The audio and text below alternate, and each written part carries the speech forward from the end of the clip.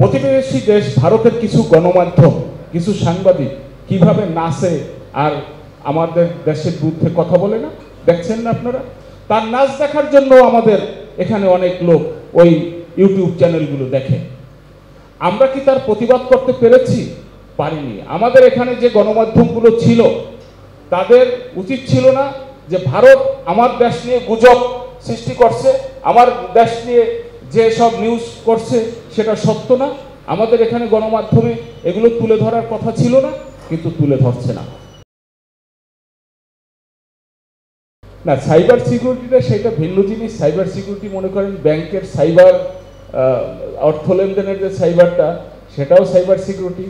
আবার এই যে তথ্য প্রযুক্তির যে বিষয়গুলো আছে, এর সবই সাইবার সিকিউরিটি। কিন্তু আপনি একটা বিষয় নিয়ে আসছেন যে হাত বিচ্ছিন্ন হওয়ার যে ঘটনা জুলাই যোদ্ধাদের, সামাজিক যোগাযোগ মাধ্যমে এই বিষয়টা গুরুত্ব দেওয়া হয়েছে এবং কোনো কোনো গণমাধ্যমে এই বিষয়টা গুরুত্ব দেওয়া হয়েছে।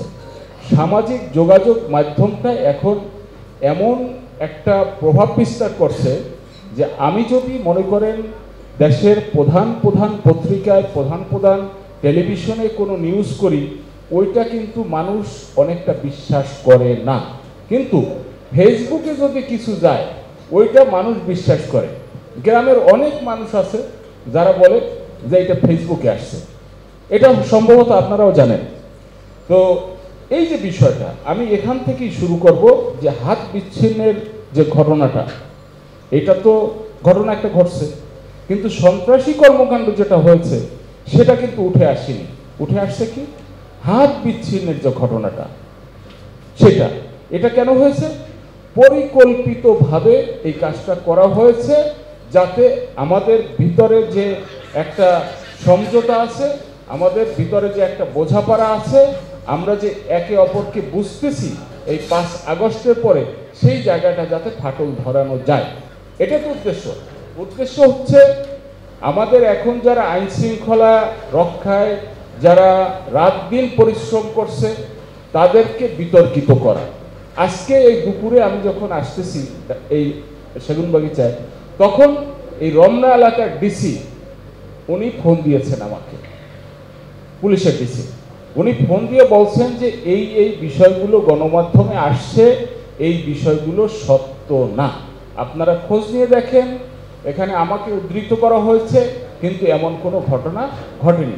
এটা হচ্ছে ডিসি মহোদয়ের বক্তব্য।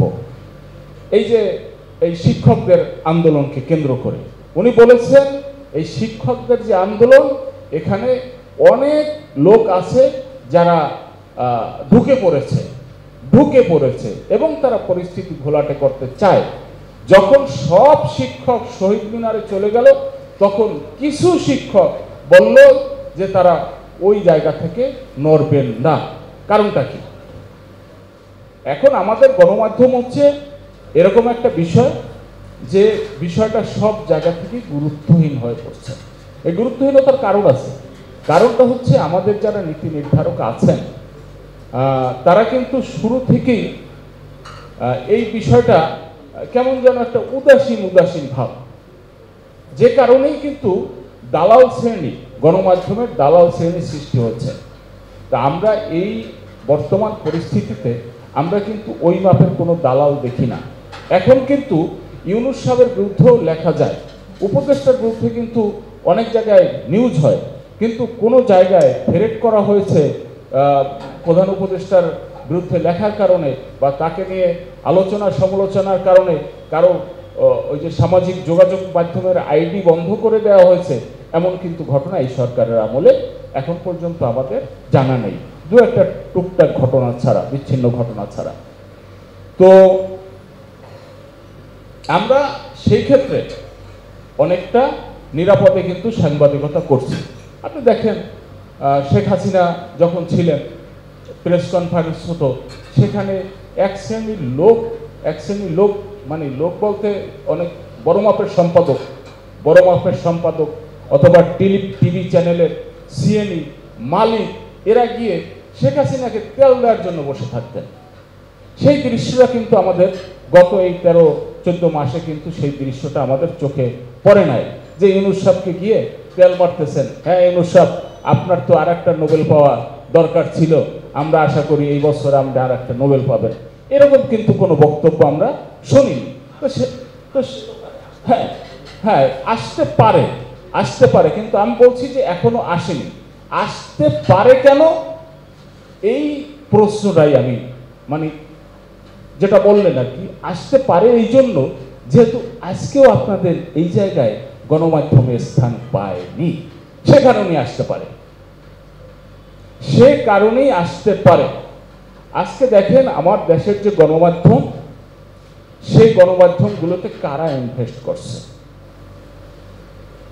এখনো অনেক গণমাধ্যম সৃষ্টি হচ্ছে প্রতিবেশী দেশ ভারতের ইনভেস্টমেন্টে।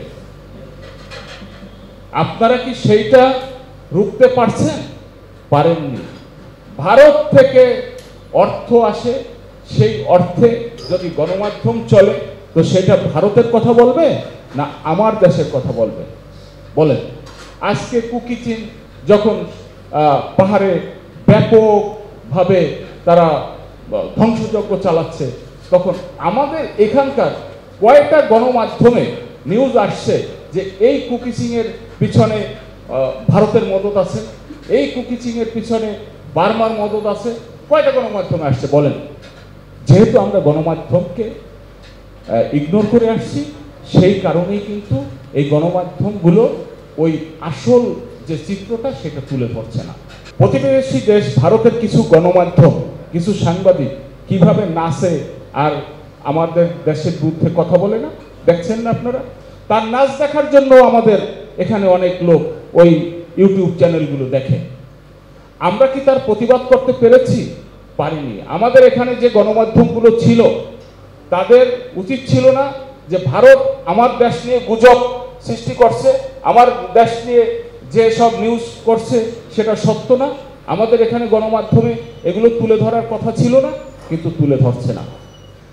আর এই যত যা কিছু বলেন, এইগুলো যদি বাস্তবায়ন করতে হয় তাহলে গণমাধ্যম এবং গণমাধ্যমের সাথে যারা জড়িত তাদের মেরুদণ্ড সোজা হয়ে থাকতে হবে, না হলে কিছুই বাস্তবায়ন হবে না, একটাও বাস্তবায়ন হবে না। আপনারা যত চেষ্টা করেন, যত জাতীয় সংলাপ করেন, যত আমরা সভা সেমিনারে কথা বলি, কোনো কিছুই হবে না। কেননা আপনি গণমাধ্যম একদিকে দেশ বিরোধী বয়ান দিচ্ছে, দেশ বিরোধী ন্যারেটিভ মানুষের মগজে ঢুকিয়ে দিচ্ছে, আর আমি যদি এখানে চিৎকার করি, আমি কথা বলি, তাহলে কিন্তু মানুষ সেটা বিশ্বাস করবে না। মানুষ কিন্তু গণমাধ্যমকেই বিশ্বাস করবে, মানুষ কিন্তু গণমাধ্যমে যেটা লেখা হবে সেটাই বিশ্বাস করবে। আজকে মনে করেন এই যে এয়ারপোর্ট জ্বলছে, এটা স্বাভাবিক ঘটনা মনে হয়? এটা স্বাভাবিক ঘটনা না। এরকম আরো কিছু পরিকল্পনা আছে। যারা দেশকে অস্থিতিশীল পরিস্থিতি সৃষ্টি করতে চায় দেশের মধ্যে, তাদের কিন্তু আরো কিছু পরিকল্পনা আছে। সেই পরিকল্পনাগুলো আস্তে আস্তে বাস্তবায়ন হবে। সেক্ষেত্রে আমি বলবো, এই পরিকল্পনাগুলো যদি আগের থেকেই আমরা আমাদের দেশের মিডিয়াগুলো প্রচার করে, মিডিয়াগুলো বলে, তাহলে কিন্তু মানুষ এবং এইসব জায়গায় যারা আছেন, আইন শৃঙ্খলা রক্ষায় যারা দায়িত্বে আছেন, সীমান্তে যারা আছেন, সবাই কিন্তু সোচ্চার থাকবেন।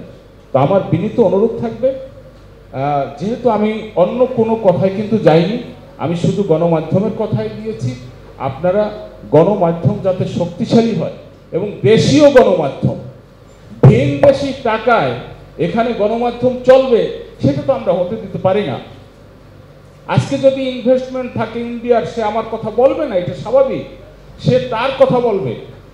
সে কিভাবে আমার দেশে পেঁয়াজ ঢুকাবে, কিভাবে ফেন্সিডিল ঢুকাবে, কিভাবে মাদক যখন ঢোকে তখন সীমান্ত উন্মুক্ত থাকে রাখবে, এবং সেই ন্যারেটিভটাই কিন্তু তারা সৃষ্টি করবে।